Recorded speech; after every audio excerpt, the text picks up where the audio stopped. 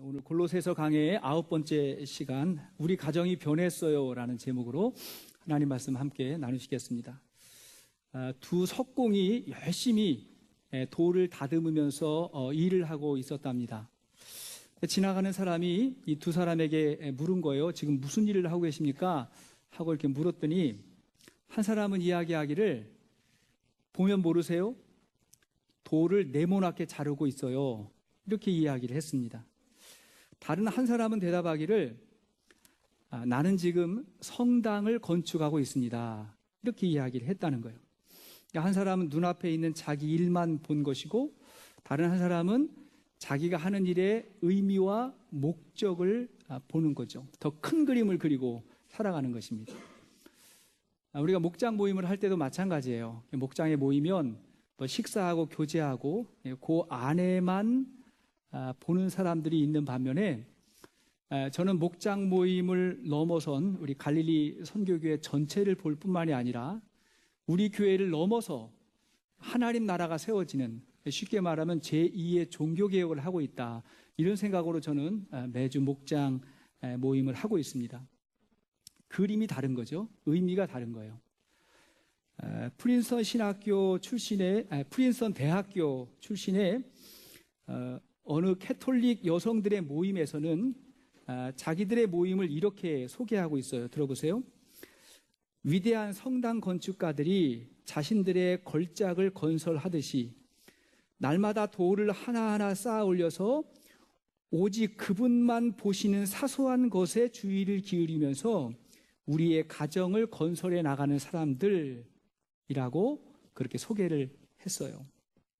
자, 이들은요, 자기의 가정을 성전으로, 하나님 나라로 만들어 가려고 하는 꿈을 가진 것이죠.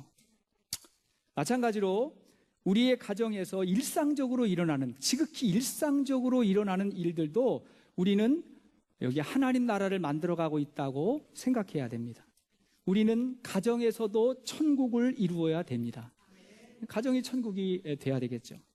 우리가 예수를 믿게 되고 예수님의 제자가 되게 되면 더 이상 나만을 위한 삶이 아니라 우리가 보여요. 가족이 보이고 친구가 보이고 우리가 보이고, 그리고 우리를 넘어서서 하나님 나라를 만들어가는 그러한 삶을 살게 됩니다. 그것을 사도 바울은 말하기를 위의 것을 찾고 위의 것을 생각하라고 그렇게 말했습니다. 이제 우리의 옛사람의 모습은 죽었고 그리스도와 함께 새 생명이 시작됐습니다. 다른 말로 하면 옛사람의 모습을 벗고 예수의 새 옷을 입게 되었습니다. 자, 이렇게 예수로 새 옷을 입고 살아가는 사람들에게 가장 확실한 변화는 가정생활에서부터 나타나게 되는 것입니다. 예수를 믿게 되면, 예수님 만나고 변화되게 되면 가장 먼저 그 변화를 감지할 수 있는 곳이 어디죠? 가정이잖아요. 가정생활부터 달라지게 되는 거죠. 오늘 본문은 아주 간략한 4절의 말씀이지만 변화된 성도의 가정생활에 대해서 말하고 있습니다. 비록 우리들 가운데는 자녀들이 다 출가한 분도 계시고 부모님들이 다 돌아가신 분도 계시고 또 이제 새로운 가정을 이루기 위해서 기도하는 분들도 계신데, 우리의 상황이 다 다르지만 그러나 하나님 주시는 말씀으로 여러분 알고 또 말씀의 은혜가 있기를 축복합니다. 첫째는 아내들은 남편에게 복종하게 됩니다. 아내는 남편에게 복종하게 돼요. 18절 말씀 시작. 아내들아 남편에게 복종하라. 이는 주 안에서 마땅하니라. 자, 이 말씀을 가장 좋아하는 사람이 누굴까요? 남편들이죠. 일부 예배 때 새롭게 이렇게 교회에 오신 부부가 있는데 예배 마치고 그러시는 거예요. 오늘 목사님 설교가 너무 좋았다. 어디가 좋았냐 했더니 남편에게 복종하라 그래 좋았다고 그러더라고요. 근데 남편들은 이 말씀을 잊으시길 바랍니다. 이 말씀은 아내들아 라고 했으니까 여인들이 기억해야 되는 말씀이죠. 우리 주님이 말씀하십니다. 아내들은 남편에게 복종하라고 말씀하셨어요. 여기서 복종이라고 하는 말은 지위를 받는다 혹은 통솔 아래로 들어간다 그런 거예요. 통솔 아래로 들어간다는 말이에요. 이것이 가정의 기본적인 질서라고 말합니다. 여러분 어느 공동체가 됐든지 간에 그 공동체의 질서를 위해서 부여받은 권위자가 있어요. 어디나 마찬가지입니다. 이것이 주 안에서 마땅하다고 했지요. 그러니까 남편에게 복종하는 것은 남편에게 복종하라는 하나님 말씀에 순종하는 거예요. 그러니까 하나님 말씀에 순종하라면 그렇게 살아야 되는 게 맞는 것이죠. 에베소서에서는 이렇게 말해요. 골로새서 에베소서는 쌍둥이 복음 서신이라고 했죠. 비슷한 내용이 나오는데 에베소 5장 22절 이하의 말씀 보니까 시작. 아내들이여 자기 남편에게 복종하기를 주께 하듯 하라. 이는 남편이 아내의 머리됨이 그리스도께서 교회의 머리됨과 같음이니 그가 바로 몸의 구주시니라. 그러므로 교회가 그리스도에게 하듯 아내들도 범사에 자기 남편에게 복종할지니라. 여기 보니까 남편에게 복종하기를 주께 하듯 하라는 말씀이 있고 범사에 자기 남편에게 복종할지니라. 이렇게 이야기하고 있습니다. 이런 말씀이 오늘날 남녀 평등을 외치는 사람들에게는 잘 납득이 되지 않을 수도 있습니다. 뭔가 반감이 있겠죠. 근데 이 말씀을 여러분 오해하시면 안 됩니다. 이 말씀은 남편들이 하나님의 뜻을 거부하고 아주 악해도 무조건 따라야 한다 그런 의미도 아니고 여인들이 남자들보다 더 열등하다는 말도 결코 아닙니다. 영적인 원리는 뭐냐면 교회의 머리가 그리스도인 것처럼 우리 공동체의 머리가 예수님이잖아요. 그리스도인 것처럼 가정에서 하나님의 뜻이 이루어지기 위해서는 먼저 그렇게 해야 된다는 거예요. 이 가정에 하나님의 뜻이 이루어지기 위해서 먼저 아내가 복종하는 것부터 시작해야 된다는 것입니다. 여러분 이러한 복종을 가장 잘 보여주신 분이 누구죠? 예수님입니다. 예수님은 하나님의 본체이시지만 하나님과 동등됨을 취하지 않으시고 자기를 비워서 종의 형체를 가지고 이 땅에 오셨습니다. 그리고 자기를 낮추시고 죽기까지 복종하셨어요. 누구에게? 성부 하나님에게 예수님이 복종하셨어요. 십자가에 죽으셨어요. 그러니까 예수님이 자발적인 복종으로 하나님의 뜻을 이룬 것입니다. 자, 그렇다고 예수님이 하나님보다 더 열등한 거 아니죠. 동일하신 분이에요. 그런데 복종하셨어요. 이 복종은 보다 더 높은 뜻을 이루기 위한 과정이라고 생각해야 되는 거예요. 하나님의 뜻을 이루기 위한 과정입니다. 자, 그러므로 우리들의 가정에 하나님의 뜻이 이루어지기를 원하거든, 하나님의 뜻이 이루어지는 것을 기뻐하거든, 그러면 여인들이 이 말씀에 기꺼이 순종할 수 있어야 됩니다. 왜? 하나님의 뜻이 이루어지니까. 이 말씀에 기꺼이 순종할 수 있는 믿음과 그리고 마음의 여유와 그리고 안정감이 있을 때 가정이 천국이 되는 것입니다. 미국에 얼마 전에 소천하신 그 빌리 그레이엄 목사님 계시잖아요. 빌리 그레이엄 목사님 부인이 루스 그레이엄인데 두 분이 아주 정말 화목하게 평생을 그렇게 사시고 남편이 이제 먼저 천국에 가시게 됐는데 아내 그 루스 그레이엄 여사에게 사람들이 물었어요. 너무 행복해 보이는데 혹시 남편에게 불만 없으세요? 불편한 거 없으세요? 화나는 거 없으세요? 혹시 그만 살고 싶다고는 생각하지 않으셨나요? 막 이렇게 질문을 했더니 이분이 픽 웃으면서 이렇게 이야기하는 거예요. 저는 남편하고 그만 살아야 되겠다라고는 생각하지 않았는데 종종 살이는 몇 번 생각해 봤습니다. 여러분 다 만족스럽지 않아요. 가끔 죽이고 싶을 때도 있었다 뭐 이런 유머죠. 그런 마음이 종종 있었는데 그 다음에 이렇게 이야기했어요. 남편을 사랑하고 그에게 순종하는 것이 이제는 제게 가장 중요한 일이 되었습니다. 옛날에는 제가 남편을 변화시키려고 했는데 남편을 변화시키는 일은 하나님의 책임이고 지금 제가 할 일은 남편에게 순종하는 것입니다. 이렇게 이야기를 했습니다. 어느 목사님은 이렇게 이야기하시더라고요. 성도님들이 종종 그 목사님 자신을 칭찬할 때 싫지는 않지만 크게 기쁘지도 않더래요. 이 두 가지가 교차하는데 왜냐하면 속으로 드는 생각이 뭐냐면 나의 실상을 알면 칭찬하지 않을지도 몰라 이런 생각이 드는 거예요. 다 안다면 어떨까 하는 어떤 염려와 두려움이 생긴다는 거예요. 사실 사람들의 칭찬이 부담스러울 때가 있어요. 저도 그럴 때 있거든요. 칭찬 속에는 기대가 숨어 있는 거예요. 칭찬과 동시에 그렇게 되기를 원하는 마음이 있는 거고, 그렇게 되지 않을 때 사람들은 실망할 수 있어요. 그래서 부담스러울 때가 종종 있습니다. 그런데 자신의 실상과 실수를 다 알고 있는 아내가 칭찬을 하면 너무 황홀하대요. 너무 행복하대요. 이건 부담이 아니고 다 알잖아요. 실수도 알고 허물도 알고. 근데 칭찬을 하면 너무 행복해진대요. 그건 하나님의 음성으로 들린다는 거예요.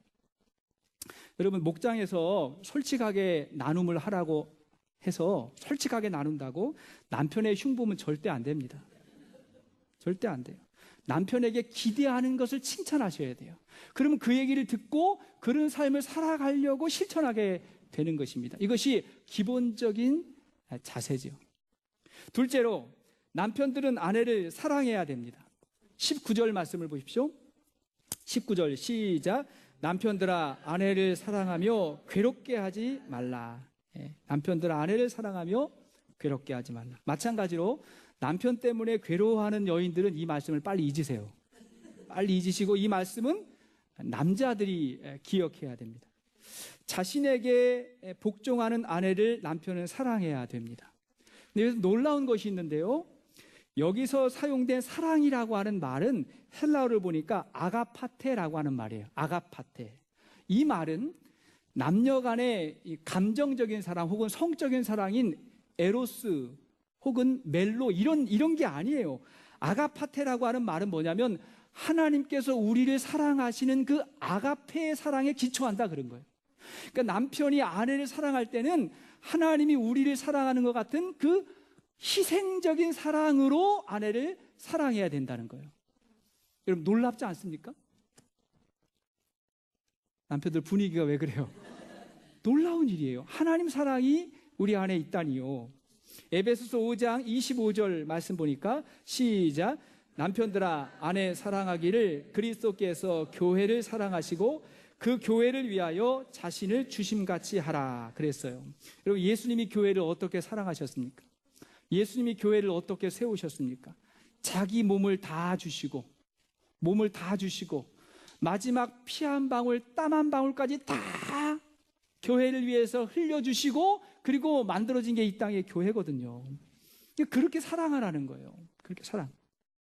이 말씀이 당시에는 정말 혁명적인 말씀이었습니다. 당시 유대인 남자들이 기도를 할 때 하루에 3가지 감사의 기도를 유대인 남자들이 했대요. 첫째, 자신이 이방인이 아닌 것이 감사합니다. 두 번째, 내가 노예가 아닌 것이 감사합니다. 그 세 번째, 내가 여인이 아닌 것이 감사합니다. 그랬대요. 당시 유대인 사회에서 여인들은 차별받고 무시당하는 그런 문화가 있었다는 거예요. 근데 우리 하나님께서 말씀하시기를 너희가 예수님을 따르는 사람이라면 절대로 세상 사람들과 같으면 안 된다는 거예요. 그럴 수 없다는 거예요. 오히려 너희가 희생해서 아내를 사랑하고 가정을 돌봐야 된다. 그것이 진정한 사랑이라고 주께서 말씀하셨어요. 오늘 말씀을 보면 아내를 괴롭게 하지 말라 그랬죠. 아내를 괴롭게 하지 말라. 여러분, 남편들은 아내가 무엇 때문에 지금 힘들어하는지를 알아야 돼요. 어디가 아픈지, 몸과 마음이 어디가 아픈지를 알아야 되고, 아내가 무엇 때문에 지금 웃음이 사라지고 있고 얼굴이 어두워지고 있는지를 남편들은 알아야 됩니다. 그걸 알고 그것을 이제 도와주려고 노력해야 됩니다. 괴롭게 하지 말라는 말은 아내에게 짜증나게 하지 말라는 의미가 있어요. 남자들은 분노가 나는데 여자들은 짜증이 나거든요. 짜증나게 하지 말라는 거예요. 아내들에게 물었어요. 남편에게 짜증스러울 때가 언제입니까? 하고 이제 아내들에게 물었더니 대답을 하는 거예요. 첫째, 설거지 다 해놨는데 라면 끓여달라고 할 때. 둘째, 화장실 사용하고 물을 내리지 않을 때. 셋째, 힘들게 만들어 놓은 반찬 투정할 때 참 짜증나다는 거예요. 네 번째가 굉장히 놀라워요. 넷째가 뭐냐면 그냥 내 눈에 띌 때. 보기만 해도 그렇게 되면 안 된다는 거죠. 저에게 약간의 유머가 있는 편이에요. 동의하세요, 여러분? 약간의 유머가 있는데 이제 초등학교 때면 경로잔치 같은 거 하잖아요. 마을에 할아버지 할머니 모셔놓고 막 잔치 같은 거 하면 애들이 와서 노래도 하고 율동도 하고 막 그런 거 하거든요. 근데 저는 뭘 했냐면 저하고 제 친구하고 나와가지고 만담 이런 거 했어요. 초등학교 때 장소팔 고춘자씨 뭐 이런 거 보고 와가지고 만담 같은 거 했으니까 제가 이렇게 입담이 좀 있다고요. 그때부터 그랬는데 저에게 아주 약점이 있어요. 나쁜 습관이 있는데 뭐냐면 보통 한국 사람들의 유머는 뭐냐면 다른 사람들의 약점을 들추어서 그것을 비하하는 소재로 유머를 많이 해요. 요즘 텔레비전에 많이 그러죠? 다른 사람들 약점을 들춰가지고 그걸 가지고 유머 소재로 삼아요. 그리고 웃자 그러는 거예요. 이 문화 중에 어떤 게 있냐면 그렇게 서로 농담을 해주면 그게 친하다고 여겨준다고 생각을 해요. 저도 그랬어요. 서로 그런 얘기를 하면 우리는 가까우니까 이런 정도 이야기 할 수 있는 거야. 그렇게 이제 생각을 했어요. 그런데 우리 아내가 그걸 너무 싫어해요. 그런 식의 농담을 너무 싫어해요. 그래서 저는 그런 유머를 더 이상 사용하지 않습니다. 왜? 아내가 짜증스러워하니까. 사용하지 않아요. 여러분 목장에서도 정말 조심하세요. 친하다고 이렇게 말을 꺼리낌 없이 했다가 그게 여러 차례 반복이 될 때 나중에 이게 굉장히 짜증스러울 때 있거든요. 그때 시험에 드는 거예요. 그러니까 저는요 오히려 이제 유머의 방법을 바꿨는데 뭐냐면 상대방을 세워주는 아부성 유머나 자학성 유머를 해요. 이걸 제가 성경적으로 바꿨어요. 성육신적 유머다. 나는 낮아지고 상대방을 세워주는 거예요. 높여주는 거예요. 그리고 나는 낮아지는 한없이 낮아져요. 이런 유머를 잘 사용하는 개그맨이 유재석 씨래요. 옛날에 이 개그맨들은요 막 깔아뭉겼다고요. 깔아뭉겼어요. 유재석 씨는요 상대방을 세워줘요. 자기는 낮아져요. 그러니까 오래 가잖아요. 그 사람 옆에 가면 기분이 좋아지는 거죠. 남자는 시각에 민감하고 여인들은 언어에 민감하대요. 남자는 자꾸 뭐 보여주는 거, 과시하는 거 이런 거 좋아하지만 여인들은 말 한마디가 너무나 중요한 거예요. 그래서 말 한마디만 잘해줘도 마음으로 이해해주고 인정만 해줘도 여인들은 충분히 사랑의 감정을 느낄 수가 있습니다. 가장 좋은 칭찬은 존재에 대한 칭찬이에요. 존재에 대한 칭찬이요. 내가 제일 잘한 게 당신 만난 거야 이런 거죠. 그리고 이 자리에 당신이 있는 것만으로도 난 너무 행복해. 옆에 있는 분들에게 한번 훈련해 보세요. 연습을 해보세요. 당신이 내 옆에 있어서 나는 너무 행복합니다. 시작.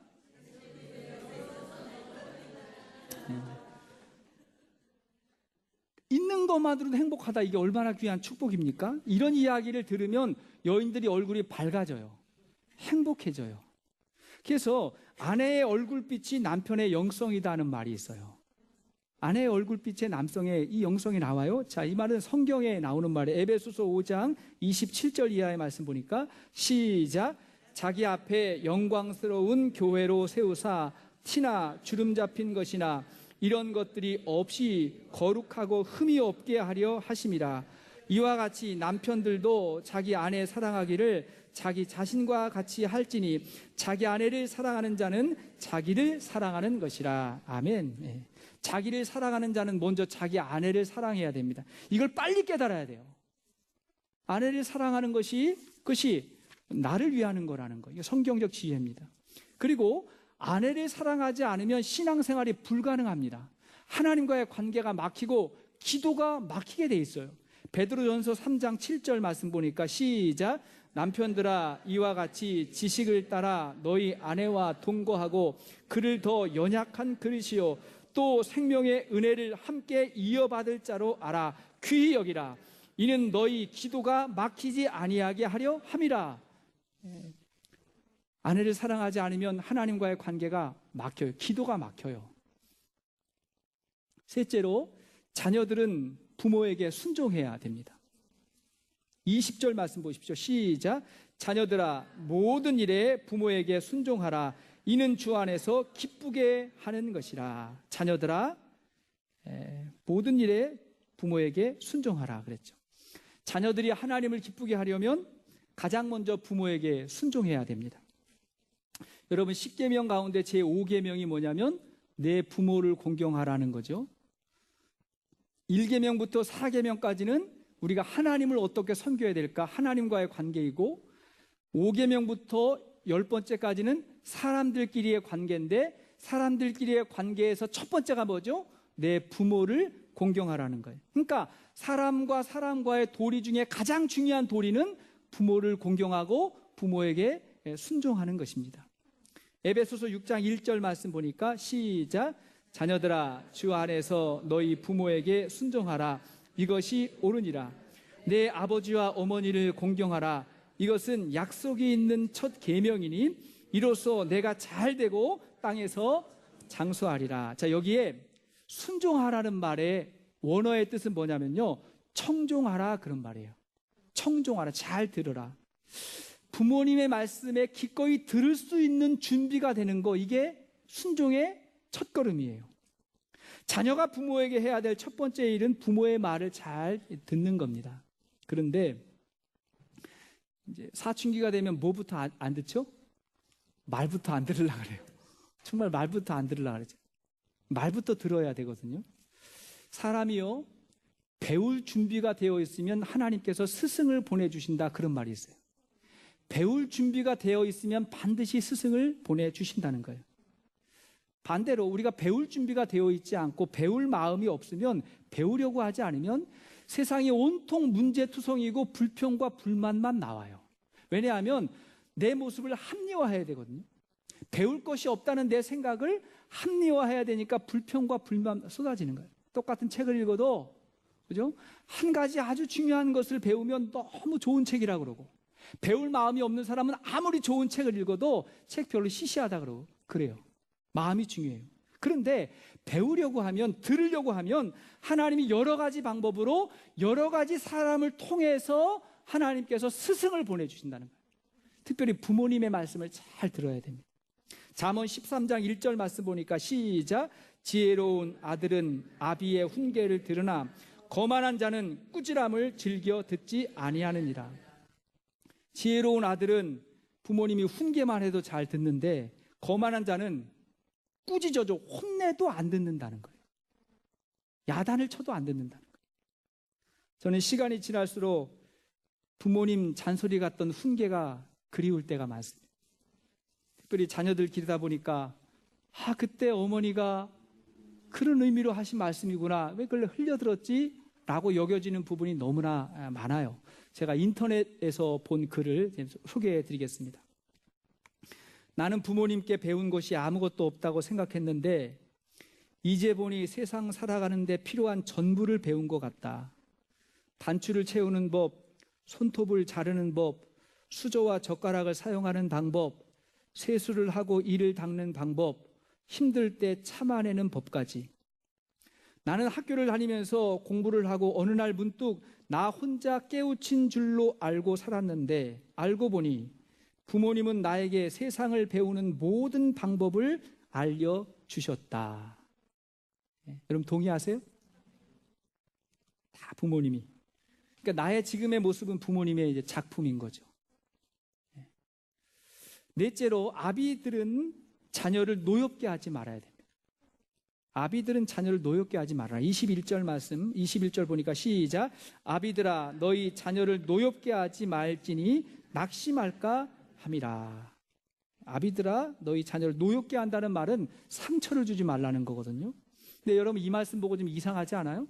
저는 되게 이상하거든요. 왜냐하면 어미가 아니라 아비들아 그랬잖아요. 어머니는 없고 아비들아 그래요. 그 이유가 뭘까 생각해 볼 때 어느 주석가가 이렇게 말했어요. 문제 자녀의 원인은 문제 아버지일 가능성이 더 많다. 제가 대체로 동의했습니다. 여러 통계가 그래요. 아버님에게 받은 상처가 참 많은 사람들이 주위에 많고요. 저는 어릴 때부터 아버님이 안 계셨기 때문에 아버님에게 받은 상처가 별로 없어요. 그래서 밝은 것 같아요, 제가. 왜? 하나님이 우리 아버지였으니까. 근데 아버지 때문에 받는 상처가 많다는 걸 제가 깨닫게 됐고, 유대인들 가운데 노벨상을 탄, 유대인 중에 노벨상을 탄 가정들을 이렇게 조사를 연구한 게 있는데, 그 중에 그 자료 중에 하나가 뭐냐면 50%가 어머니 밑에서만 자란 거예요. 50%는 아버지가 안 계셨어요. 이제 심각해지죠. 그러니까 저도 제 모습을 보면서 상처를 준 건 없을까 이런 생각을 제가 하게 되는데 많이 줬던 것 같아요, 그동안. 아비가 자녀들에게 상처를 줄 때는 욕심이 너무 많아가지고 자녀들을 다그칠 때가 있어요. 예. 성미가 급해가지고 자녀들에게 기다려주지 못, 되게 아버지들이 그래요. 기다려주지를 못하는 거예요. 그때 이제 상처가 돼요. 저도 생각해 보니까 우리 아이들이 어릴 때 저희 집 근처 공원에 토요일이면 어린이 축구 교실이 있었어요. 예, 초등학교 들어가기 전 그리고 후 그때 연령으로 하는 어린이 축구 교실이 있었는데 이제 그게 있다는 걸 알고 이제 우리 기원이를 한번 데리고 간 거예요. 어린이 축구 교실 한번 이제 가보라고 데리고 갔는데 처음 축구팀에 넣었을 때 기분이 되게 좋았어요. 너무 기쁜 거예요. 여러분 제가 축구 좀 좋아하잖아요. 그래서 우리 아들이 축구를 하니까 너무 기분이 좋은 거예요. 그래서 참 즐거웠는데 근데 대부분의 시간은 이제 엄마가 가고 아내가 가고 토요일이니까 아내가 가면 그냥 아내는 보기만 해도 좋은 거예요. 잘한다 잘한다 그러는데 가끔 제가 가면 이제 문제가 심각해지는 거예요. 가끔 제가 가면 제가 축구를 좀 아는데 제가 서울에 그 장춘단 교회에 있을 때 우리 교회 초등부 축구팀 만들어 가지고 그 서울 지역대회 가지고 우승하고 그랬거든요. 그러니까 기원이 걔를 보고 막 저는 소리를 지르는 거예요. 앞으로 나가야지 앞으로. 야, 더 적극적으로 못 뛰어너? 적극적으로 어깨를 먼저 누고 몸싸움 해야 될 거 아니야? 막 이렇게 얘기를 했어요. 우리 기원이가 축구를 아주 싫어합니다. 축구 보지도 않아요. 너무 싫어해요. 아이가 즐거워하는 것만 보면 됐는데 기다려주지를 못한 거예요. 아이 마음에 상처를 받았고 낙심하게 된 거죠. 그때 조심해야 되는 거예요. 내가 잘하는 분야에서 그래서 공부 잘하는 부모님 밑에서 큰 아이들이 마음에 상처가 많을 수 있는 게 그런 거예요. 답답한 거예요. 기다려주질 못하는 거예요. 지난 금요일자 신문 한국판 일면 머릿 기사에는 한국의 교육 문제에 대한 기사가 실렸습니다. 이런 내용이었어요. 들어보세요. 올해 고3 학년인 진영이는 대학에 갈 곳이 없다. 공부는 지긋지긋하고 학교에는 신물이 난다. 처음부터 그랬던 것은 아니다. 고1 때 성적이 전국에서 10등에서 20등 사이였다. 서울에 있는 명문고였고 진영이가 부모를 졸라서 이 학교에 입학했다. 대기업 맞벌이인 부모는 진영이에게 거는 기대가 컸다. 진영이의 등수가 올라가면 기뻐했고 진영이는 그게 좋았다. 하지만 점차 달라졌다. 내가 성적이 더 잘 나올 수 있다는 것을 엄마 아빠는 알아. 너 왜 최선을 다하지 않는 거니? 성적표가 나올 때마다 듣게 되는 말이었다. 공부는 싫어지고 등수는 더 떨어지고 부모는 실망하는 악순환이 반복되었다. 진영이는 공부할 이유를 찾지 못했고 고2 늦봄에 더는 공부하지 않기로 결심했다. 이런 내용. 그 다음에 내용이 쭉 나오는데 되게 마음이 아팠고 혹시 저도 실수한 게 있지 않은가 이렇게 생각해 보게 됐습니다. 부모는 자녀들이 낙심할 일이 있을 때 길을 꺾지 말아야 됩니다. 자녀들이 낙심할 때 마귀는 그 순간을 노리고 자녀의 마음을 붙잡습니다. 얼마나 좋은 기회겠어요. 그때 마귀가 자녀의 마음을 붙잡고 부모에게 분노하게 하고 그 다음에 떠나고 싶게 하고 죽고 싶고 죽이고 싶고 그런 마음이 드는데 이것은 사람의 생각이 아니라 마귀가 심어주는 생각인 것이죠. 부모님이 하나님의 마음을 품어야 됩니다. 우리가 다 하나님의 마음을 품어야 돼요. 자녀의 존재 자체가 감사하고 자녀가 건강하게 잘 자라고 좀 좋은 일 있으면 크게 기뻐해주고 낙심될 일이 있으면 같이 아파해주는 거예요. 같이 아파해주는 거예요. 하나님이 우리를 기다려준 것처럼 우리도 계속해서 기다려주는 것이고 더 중요한 건 뭐냐면 부모는 부모가 자녀를 사랑하는 것보다 더 엄청난 사랑을 하나님께서 해주고 있다는 것을 자녀들에게 깨닫게 하는 것입니다. 그것이 자녀에게 줄 수 있는 최고의 선물이에요. 놀라운 하나님의 사랑. 나도 실수하고 저도 생각해 보니까 저도 처음부터 부모 아니었거든요. 지나놓고 보니까 후회도 되고 아픔도 있고 그런 거예요. 그걸 자녀들이 좀 이해해 줘죠. 처음부터 부모가 아니었으니까. 그러면서 서로를 용서하고 우리의 모든 실수와 허물을 다 덮어줄 수 있는 하나님의 큰 사랑을 받아서 우리는 살아야 되는 것입니다. 말씀의 결론을 맺겠습니다. 어떻게 이러한 삶이 가능할까요, 여러분? 어떻게 가능하냐면 우리가 주님 안에 거할 때 가능한 거예요. 주님 안에 있을 때 가능해요. 주님이 우리 안에 거하듯 우리가 주님 안에 있어야 됩니다. 여기에 나오는 모든 관계의 중심에 주 안에서라는 말이 있어요. 18절 보십시오. 18절 시작. 아내들아 남편에게 복종하라. 이는 주 안에서 마땅하니라.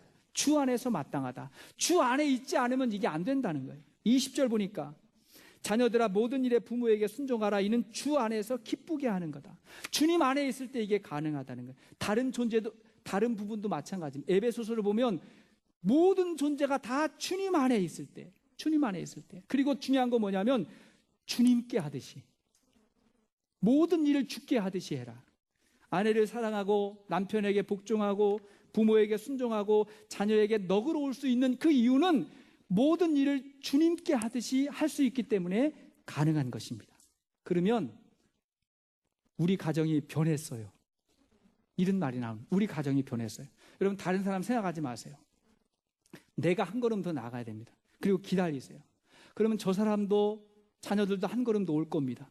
그럼 한 걸음 더 나가세요. 기다리세요. 그리고 한 걸음 한 걸음 서로 거리를 좁혀서 그러다가 비로소 하나가 될 때 우리 가정이 천국이 될 것입니다. 우리 가정이 사소한 일일지라도 그것이 가정을 천국으로 만드는 벽돌을 하나하나 쌓는 일이라는 사실을 기억하면서 천국 같은 가정, 그리고 가정의 천국을 이룰 수 있는 우리 모두가 될 수 있기를 주의 이름으로 축복합니다. 같이 한번 찬양하시겠어요?